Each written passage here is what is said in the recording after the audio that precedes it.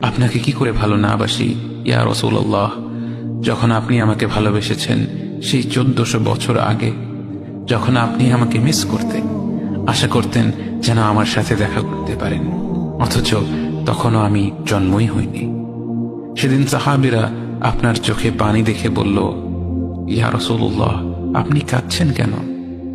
আপনি বললেন, আমার ভাইদের খুব দেখতে ইচ্ছে করছে।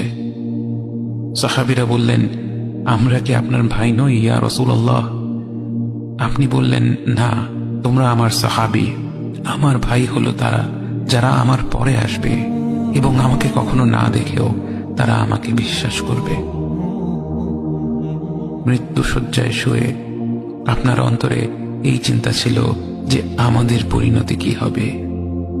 উম্মতি উম্মতি বলতে বলতে আপনি আপনার রবের নিকট ফিরে গিয়েছেন।